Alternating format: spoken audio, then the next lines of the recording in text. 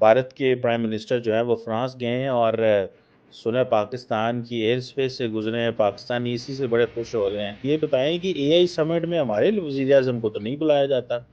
AI summit हो रही है, हमारी भी तो 240 मिलियन की आबादी है, हम भी तो बड़े यूज़र हैं तार साहब, हमारे भी बच्चे टिकटॉक पे और सोशल मीडिया पे और इधर-उधर काफ़ी इंटरनेट के हम बहुत बड़े जो है वो यूज़र हैं। तो ये क्यों तार साहब ये डिस्क्रिमिनेशन है? हमारे बहुत सारे लोग कहते हैं कि हमारे साथ ज्यादती होती है। आर्टिफिशियल इंटेलिजेंस जिस दिन आपको उसमें इनवाइट करने के लिए जरूरी है कि उर्दू में पहले आर्टिफिशियल इंटेलिजेंस जो है उसकी ट्रांसलेशन आए, तो फिर आपके बच्चे जो है उनको समझ आएगी। क्योंकि आपके मौलवी साहब ने कहा था जब ब्रिटिश ने मुगलों से हुकूमत खरीदी थी, छीनी थी, खरीदी मैं कह रहा हूं, छीनी थी जब ब्रिटिश ने, तो मौलवियों ने फतवे दे दिए थे कि इंग्लिश पढ़ने से बंदा काफर हो जाता है।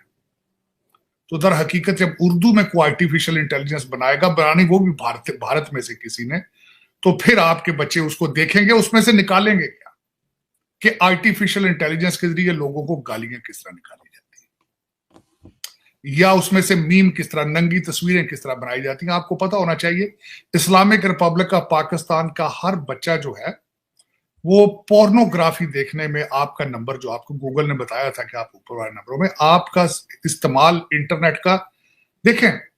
मैं चीमा साहब कल परसों एक किसी जगह बैठा था, किसी ने मेरे साथ मंसूब करके कहा, ये कही बात कि आप फौज के तर्जमान बन चुके हैं, पाकिस्तानी फौज। अगर देखा जाए मोदी साहब का आना अमेरिका के अंदर वो क्या होगा, उससे पहले मैं ये बताना चाहूंगा कि उसी एयरफोर्स वन के अंदर डोनाल्ड ट्रंप साहब ने ये भी कहा है कि मैं पुतिन साहब के साथ मुसलसल फोन पे राब्ते में, और उनसे बातें भी हो रही हैं।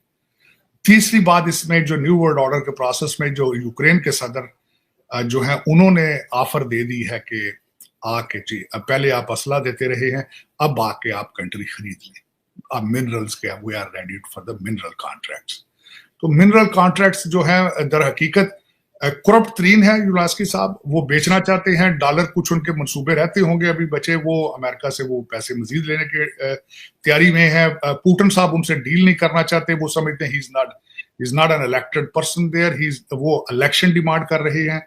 लेकिन उसमें थोड़ा सा डबल स्टैंडर्ड अमेरिकन का नजर ये आता है कि खुद डेली बेस पे गया, खुद पुतिन साहब से बात करते हैं, लेकिन दूसरी दुनिया को कहते हैं कि डोंट डील विद रशिया। अब जो मोदी साहब आ रहे हैं उसमें जो मुख्तलिफ वर्ल्ड दुनिया के जो मीडिया आउटलेट्स हैं, उनमें एक तो ये भी उनके सामने बात रखना चाहते हैं कि जी वो इंडियंस को जंजीरों के अंदर क्यों लेकर गए हैं लोग। उसके ऊपर डॉक्टर जयशंकर साहब ने उसको सही पकड़ा नहीं है, कोई इतना धुआंधार उन्होंने उस पर रिएक्शन नहीं दिया उन्होंने। Ultimately he is a diplomat, लेकिन इट वाज फेल्ट कि इट वाज अननेसेसरी। लेकिन इस वक्त दो चीजें सामने नजर आती हैं जो मोदी साहब चाहते हैं कि F-35 या कोई और त्यारा, इस वक्त air force is in Indian air force has issue since Pakistan will get the J-35 from China, और चाइना के पास भी उन्होंने उनके तैयारे हैं। दो चीजें टेबल पर हैं इस वक्त, मोदी साहब ट्राई कर रहे हैं F-35 के लिए, और दूसरा U-57 मास्को जो है वो भी देने के लिए। पहले उन्होंने एक दफा रिफ्यूज किया था, लेकिन now they are willing to talk to India. लेकिन उसमें एक तो अचीव वो ये करेंगे वेपन बाय करने के लिए, और डोनाल्ड ट्रंप साहब इंटरेस्टेड भी हैं इस चीज में। और दूसरा जो डोनाल्ड ट्रंप साहब की एक और जो ट्राई होगी, अब वो देखें उसमें कामयाब होते हैं नहीं होते। पिछले दिनों के अंदर भारत और चाइना एक दूसरे के करीब आए हैं। डोनाल्ड ट्रंप साहब की ख्वाहिश होगी कि मोदी साहब यहाँ जाने से पहले कोई यहाँ से सख्त बयान चाइना के लिए दें। लेकिन उसमें अमेरिकन मीडिया समझता है कि जिस तरह डोनाल्ड ट्रंप साहब ने बीबी नेतन्याहू को स्टेज पे ला के हर बात पे इशारा उस पर करके कहते थे कि बीबी नाउ यू टॉक, मोदी साहब को स्टेज पे ला के उनसे क्या निकलवाने की कोशिश करेंगे। ये मोदी साहब के लिए इस वक्त चीज है।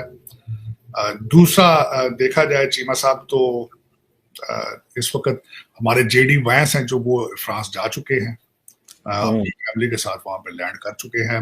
आर्टिफिशियल इंटेलिजेंस के हवाले से, आर्टिफिशियल इंटेलिजेंस है जिसमें अगर देखा जाए तो चाइना के डीप सीक ने अमेरिका की आर्टिफिशियल इंटेलिजेंस के कपड़े उतार दिए, इसमें कोई शक नहीं। ये समझते थे कि पता नहीं हम ही है, हर चीज हमने ही बनानी है।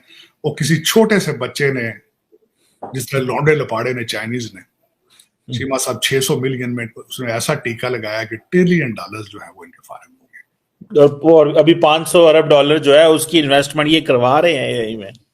चीमा साहब इस वक्त जितने इंटरनेशनल इन्वेस्टर, टेक इन्वेस्टर हैं, जो कटिंग एज टेक्नोलॉजी के अंदर जितने इन्वेस्टर्स हैं, वो सारे अबैंडन कर चुके हैं सिलिकॉन वैली और इनके इन्वेस्टर्स को। They are not investing with them, और इट्स प्रूवन के दे आर वे बिहाइंड। और ये और डोनाल्ड ट्रम्प साहब का रिस्पॉन्स बिल्कुल ठीक था। वो कहते हैं wake up time for the silicon valley.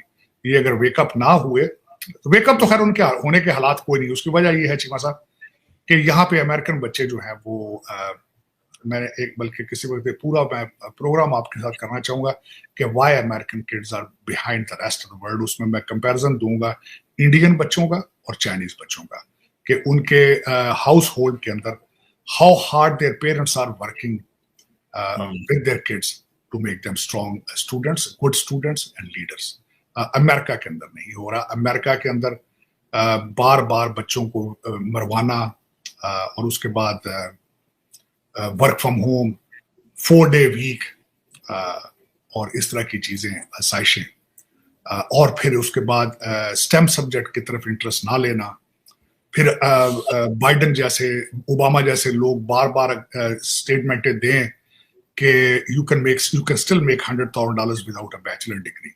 तो फिर बच्चे क्यों बैचलर डिग्री लेंगे? तो इस वक्त America is facing a major crisis. उसका मैं खुद एक आई विटनेस हूं कि 2015 में 16 में जब मैं डोनाल्ड ट्रम्प साहब की पहली कैंपेन में साथ जाता था, इनके ट्रैवल करता था, तो चीमा साहब मुसलसल वो हर स्पीच में कहते थे कि we are behind innovation, we are behind innovation. और वाकई America is way behind the innovation from the rest of the world. आज भी यहाँ, बल्कि मेरा क्वेश्चन मार्क है आज अमेरिकन के लिए कि हु इज आकाश बोबा। 6 बच्चे जो पिक किए इलान मस्क ने जाके इस वक्त सफाई करने के लिए दोष में, उनमें एक बच्चा इंडियन है, आकाश बोबा। उसका is 22 years old. Most of them they are 22 years old. उनमें why they were compelled to hire Akash Boba और artificial intelligence Krishnan, who's himself came on B1 visa. अगर इनके पास ऑप्शन हो तो they won't do it, they won't hire them. इनके अपने बच्चे बिल्कुल नहीं पढ़ रहे चीमा साहब, यही क्राइसिस है। और अगर इन्होंने इस क्राइसिस से ना निकल पाए तो कहते ना कि गलती गुंजाइश नहीं, इनके पास गलती की गुंजाइश मौजूद नहीं है। अभी डोनाल्ड ट्रम्प साहब को दुआएं दें जिन्होंने ब्रिक्स की करेंसी को थोड़ी ब्रेकें लगाई हैं, जिन्होंने दुनिया को सांस लेने का, थोड़ा सा अमेरिकन को सांस लेने की गुंजाइश दी है। वरना जिस तरीके से मानरो डॉक्ट्रिन कंप्रोमाइज हो चुका था, जिस तरीके से पेंटागन डिमोरलाइज था, जिस तरीके से पुतिन नेशनलिस्ट था और जिस तरीके से दूसरी तरफ से चाइनीज प्रेसिडेंट शी नेशनलिस्ट है, America ship was sinking badly. और अभी भी इन्होंने अगर कैचअप ना किया, अभी भी मेरे ख्याल में इनको जो ऑक्सीजन मिल रही है वो इलान मस्क की कंपनी स्टारलिंक और इस तरह की चीजों से इनको ऑक्सीजन इनके पास है। वरना they have lost the leverage, they have lost the edge of technology matter of fact, they are way behind। और इस बच्चे ने, डीप सीक वाले ने तो खैर have changed। देखे स्टार गेट इन्होंने बनाई थी अभी 2 दिन पहले, उसकी भी आवाज निकाल ली उसने कि 500 बिलियन। तो वो इलान मस्क कह रहा था इनके पास पैसे नहीं है, तो वो कहते थे इनके पास पैसे हैं, वो भी खत्म चीज। सब ये समझते थे शायद हम ही सारा